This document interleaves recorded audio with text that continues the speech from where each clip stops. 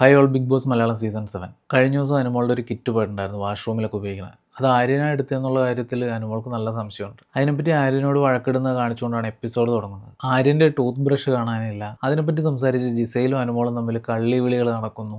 ആരാ കള്ളിയെന്ന് പ്രേക്ഷകർ തീരുമാനിക്കട്ടെ എന്ന് അനുമോളും. പിന്നെ വളരെ സീരിയസ് ആയിട്ടുള്ള ഒരു കാര്യമാണ്, അനുമോളുടെ ഡോൾ എടുത്ത് ആര്യൻ ഇടിച്ചു. അതിനെപ്പറ്റി അവർ തമ്മിൽ വഴക്കുണ്ടാവുന്നു. വളരെ സഭ്യമായ ഭാഷയിലാണ് സംസാരിച്ചത്. ഇറങ്ങിപ്പോടാ നാറി, നീ പുറത്തിറങ്ങുമ്പോൾ നിനക്ക് എന്തായാലും ഒരു പേര് വീഴും. പെൺകോന്ത, പെണ്ണാള, കോഴി, വയസ്സിന് മൂത്ത ആളുകളെ പ്രേമിക്കാൻ നടക്കുന്നവനെ, ഇങ്ങനെയുള്ള മനോഹരമായ വാക്കുകളാണ് അനുമോൾ ഉപയോഗിച്ചത്. ഇതിനെപ്പറ്റി അനുമോൾ നൂറയോട് പരാതി പറയുകയാണ്. നൂറ പറയുന്നത് വേറെ പ്രശ്നമൊന്നുമില്ല, അവർക്ക് കടിയാണ്. എത്രയോ നല്ല ആളുകൾ വരണ്ടിയിരുന്ന സ്ഥലത്ത് ഇവന്മാരെയാണല്ലോ കൊണ്ടുപോയിട്ടത് എന്നാണ് അനുമോൾ പറയുന്നത്. അത് കേട്ട് റെന പറയുന്നുണ്ട്, ശരിയാ, എന്തിനാ ഈ അനുമോളെ ഇങ്ങോട്ട് കൊണ്ടുവന്നത്? അനുമോൾ പൊടിയെന്ന് വിളിച്ചപ്പോൾ ഫോറിൻ ലാംഗ്വേജിൽ തിരിച്ച് റെന ഒരു തെറി പറയുന്നുണ്ട്. അത് തെറിയാണെന്നും അല്ലെന്നും പറയുന്നുണ്ട്. എനിവേ നല്ല ഉദ്ദേശത്തിൽ വിളിച്ചതല്ല. പിന്നെ ഹൗസിലേക്ക് അതിഥിയായിട്ട് റോബോ ഡോഗ് വന്നു. അതിനെ എല്ലാവരും ചേർന്ന് പാട്ടുപാടി വെൽക്കം ചെയ്തു. ശുചിത്വം പരിശോധിക്കാൻ വേണ്ടി വന്നാണെന്നൊക്കെ പറഞ്ഞു. അതങ്ങനെ എല്ലായിടത്തും കറങ്ങി നടന്ന് കൺഫെഷൻ റൂമിലേക്ക് പോയി. അവിടെ നെവിൻ ഇരിക്കുന്നുണ്ടായിരുന്നു. പോകാനെടുത്ത തീരുമാനം റോങ് ആയെന്ന് നെവിൻ പറഞ്ഞു. പുറത്തിറങ്ങിയപ്പോഴാണ് ഈ ഹൗസ് എത്ര വാല്യുബിൾ ആണെന്ന് മനസ്സിലായെന്ന് പറഞ്ഞു. റോബോ ഡോഗിന്റെ കൂടെ എല്ലാവരും അകത്തേക്ക് കയറിയപ്പോൾ നെവിനെ കണ്ടു. പിന്നെ അവിടെ ഒരു ഹാർത്തുവിളിയായിരുന്നു. അങ്ങനെ ഒച്ചയും ബഹളമൊക്കെ ആയിട്ട് അവർ ഹൗസിലേക്ക് കയറുന്നു.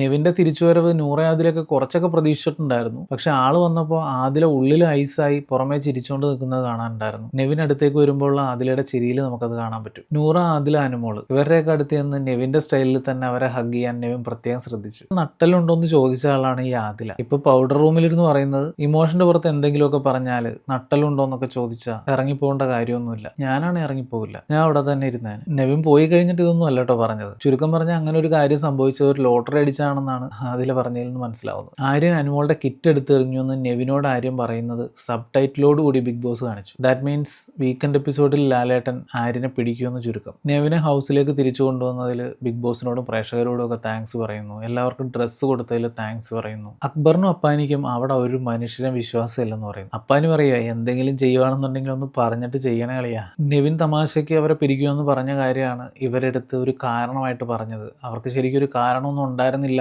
എന്ന രീതിയിൽ നെവിൻ, ബിന്നി, അപ്പാനി എല്ലാവരും കൂടെ ചേർന്നിട്ട് സംസാരിക്കുന്നുണ്ടായിരുന്നു. പിന്നെ അക്ബറിന്റെ പാട്ട്, സന്തോഷം പോയല്ലോ, നാണം കെട്ടല്ലോ, പ്ലിങ്ങിയല്ലോ, നെവിൻ വന്നതിനെ പറ്റി അനുമോളോടും ആദില നൂറമാരോടും ഒക്കെ പാടുന്നതാണ്. ഈ അക്ബറിന്റെ പാട്ടൊക്കെ ചില സമയത്തൊക്കെ ഭയങ്കര ഓവറായി പോകുന്നുണ്ട്. പോയ ആളാണ് നാണം കെട്ടത്, ഞങ്ങളല്ലാന്ന് നൂറ പറഞ്ഞു. പിന്നെ നൂറ ആദില മാറിയിരുന്നിട്ട് അവർ കളിയാക്കിയതിനെ പറ്റി സംസാരിക്കുന്നുണ്ട്. അതിലേക്ക് നല്ല ദേഷ്യം വന്നു. അവിടെ വെച്ചൊന്നും പറയാതിരുന്നത് അവരുടെ മുമ്പിൽ ദേഷ്യം കാണിക്കാൻ ഇഷ്ടമല്ല എന്നിട്ടാന്ന് പറഞ്ഞു. അടുത്തായിട്ട് ക്യാപ്റ്റൻസി ടാസ്കിലേക്കുള്ളവരെ തിരഞ്ഞെടുക്കുകയായിരുന്നു. 7 വോട്ടുകൾ കിട്ടി ബിന്നിയും 8 വോട്ടുകൾ വീതം കിട്ടി നെവിനും റെനയും ക്യാപ്റ്റൻസി ടാസ്കിലേക്ക് തിരഞ്ഞെടുക്കപ്പെട്ടു. ഇതിനുശേഷം ഒരു അടിപൊളി ടോക്കുണ്ട്, കേൾക്കണം. രേണു ചേച്ചി ക്യാപ്റ്റൻ ആവണമെന്ന് ആഗ്രഹം ഉണ്ടായിരുന്നു. വളരെ ആഗ്രഹത്തോടെ പറയുന്നത് ആദിലയും നൂറയുമാണ്. ആഗ്രഹമുണ്ട്, പക്ഷെ ഇവരൊന്നും ആക്കില്ലെന്നേ രേണു പറയുന്ന. രേണു ചേച്ചി ക്യാപ്റ്റൻ ആവണമെന്ന് ഇത്രയും ആഗ്രഹിച്ച ആദില വോട്ട് ചെയ്തത് ആർക്കൊക്കെയാണ്? ഒനീലിനും റെനയ്ക്കും. അത്രയും തന്നെ ആഗ്രഹം പറഞ്ഞ് നൂറ നോമിനേറ്റ് ചെയ്തത് ആരൊക്കെയാണ്? ഒനീലിനെയും അക്ബറിനെയും. ഇവർ പോലും രേണുവിന് വോട്ട് ചെയ്യാതെ രേണു ചേച്ചി ക്യാപ്റ്റൻ ആവണമെന്ന് ആഗ്രഹിക്കുന്ന വിചിത്രമായ ഒരു സംഭവം. ഇവരുടെ കൂട്ടത്തിലുള്ളവരെ തന്നെ ഊശിയാക്കുവാണ്. രേണുവിന് ഒരു അല്പമെങ്കിലും ബോധം ഉണ്ടെങ്കിൽ ഇതൊക്കെ ഒന്ന് മനസ്സിലാക്കാം. അടുത്തത് അനുവും ശൈത്യവും തമ്മിലുള്ള സംഭാഷണമാണ്. നമ്മൾ സ്വയം ക്യാപ്റ്റനാണെന്ന് വിചാരിച്ചാൽ മതിയെന്നാണ് ശൈത്യയുടെ ഒരു കണ്ടുപിടുത്തം. ഒരിക്കലും ഇവരാരും അനുവിനെ ക്യാപ്റ്റൻ ആക്കില്ലെന്ന് അനുവിന് അറിയാമത്രേ. അനു പറയാണ്, അങ്ങനെ ആവണമെങ്കിൽ ഇവരുടെയൊക്കെ അടുത്ത് പോയിരിക്കണം, സംസാരിക്കണം, സ്നേഹിക്കണം. ഇതിനൊന്നും അനുവിന് പറ്റില്ലെന്ന് പറയുന്നുണ്ട്. ഈ ആൾക്കാരുടെ അടുത്ത് പോകുന്നതും ഇടപഴകുന്നതും ഇതൊക്കെ വളരെ മോശം കാര്യങ്ങളല്ലേ,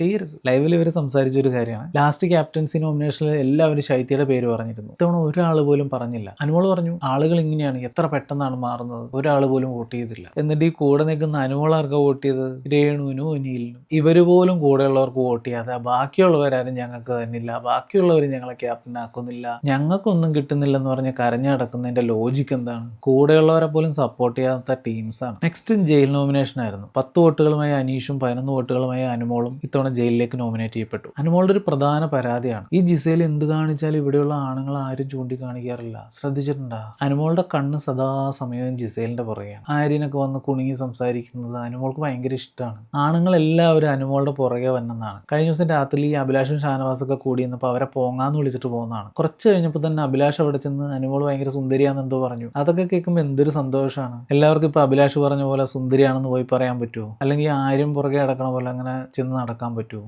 അനുമോൾ പറയാറുണ്ട്, എനിക്ക് അങ്ങോട്ട് ആരെ സൂചിപ്പിക്കാൻ പറ്റില്ല. പക്ഷെ അനുമോളെ പറ്റി ഇതുപോലെയൊക്കെ പറയുമ്പോൾ അനുമോൾ സൂചിക്കുന്നുണ്ടല്ലോ. പിന്നെ ഈ റൂൾസ് ഒന്നും ഒരിക്കലും ബ്രേക്ക് ചെയ്യാത്ത അനുമോള് മൈക്ക് മനഃപൂർവ്വം മാറ്റിവെച്ച് സംസാരിച്ചിട്ട് ബിഗ് ബോസ് വാണിംഗ് കൊടുക്കുന്ന രസകരമായ കാഴ്ചയുണ്ടായിരുന്നു. നിങ്ങൾ 3 പേര് ഒഴികെ ബാക്കി ആർക്കും എന്നെ ഇഷ്ടമല്ലെന്നാണ് പറഞ്ഞത്. പിന്നെ അപ്പാനിയുടെ ഒരു ശോകം ഡയലോഗായിരുന്നു, എൻ്റെ കൈ കൊണ്ട് ചോറ് വാരി കൊടുത്ത പിള്ളേരാ എൻ്റെ പൊന്നൂനെ പോലെ ഞാൻ അവരെ കണ്ടത്. എന്നിട്ട് അവരൊരു തെറ്റ് കാണിച്ചപ്പോൾ ഞാനൊന്ന് ചൂണ്ടിക്കാണിച്ചു പോയി. അതിനുശേഷം ഇത്രയും നാൾ സേട്ടാ എന്ന് വിളിച്ചുകൊണ്ടിരുന്ന എന്നെ ശരത്തെ, ഇവൻ, അവൻ, ഇയാള് എന്നൊക്കെയാണ് വിളിക്കുന്നത്. നിസ്സാര സമയം കൊണ്ട് ഇവർക്കെല്ലാം ഇതെങ്ങനെ സാധിക്കുന്നു? അവരാരെങ്കിലും വന്ന് നിർബന്ധിച്ചോ? ചോറ് വാരിത്തരുമെന്നോ? ഞങ്ങളെ പൊന്നൂനെ പോലെ കാണണമെന്നോ? എന്തിനാണ് ഇങ്ങനെ സ്വയം വില കളയുന്നത് അപ്പാനി? പ്രത്യേകിച്ച് ആദില നൂറമാരുടെ അടുത്ത്. അവരിവിടെ വന്നേക്കണതേ ഒറ്റയ്ക്കല്ല, അവർ ഫാമിലി ആയിട്ടാണ് വന്നേക്കണത്. അവർക്കിവിടെ ഒറ്റയ്ക്ക് നിൽക്കേണ്ടി വന്നിട്ടില്ല. ഒരാൾക്ക് ഒരാൾ എപ്പോഴും കൂടെ ഉണ്ട്. അതുകൊണ്ട് തന്നെ ആരുടെയും പുറകെ പോകേണ്ട കാര്യം അവർക്കില്ല. ഇവരുടെ അടുത്താണ് ചോറ് വാരി കൊടുക്കുന്നത്. ഇവരുടെ ഈ ഗെയിമൊക്കെ കുറച്ചെങ്കിലും മനസ്സിലാക്കി നിൽക്കുന്നത് ജിസയിലും ബിന്നിയാണ്. അപ്പുറത്ത് ചോറ് വാരി കൊടുത്ത കഥ പറഞ്ഞിട്ട് ഇപ്പുറത്ത് വന്ന് അവരുടെ അടുത്ത് വളരെ നൈസായിട്ട് സംസാരിക്കാൻ നോക്കുന്നുണ്ട്. അത് ബിഗ് ബോസ് കൃത്യമായിട്ട് കാണിച്ചു തന്നിട്ടുണ്ട്. പിന്നെ ഒനീൽ പറയാണ് ആദില, നൂറ, രേണു, അനുമോള്, ശൈത്യ ഇവരെല്ലാം അവരുടെ ഗ്രൂപ്പിലേക്ക് അങ്ങ് ചേർത്ത് കഴിഞ്ഞാൽ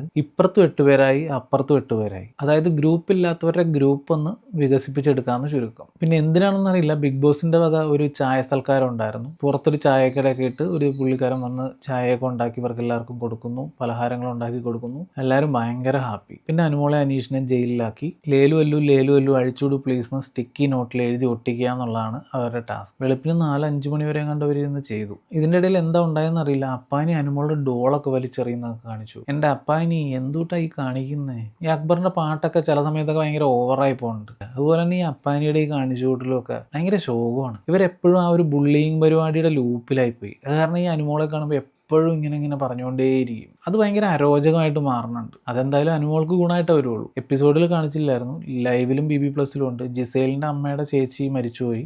ജിസേലിനെ കൺഫെഷൻ റൂമിലേക്ക് വിളിപ്പിച്ചിട്ടാണ് അത് പറഞ്ഞത്.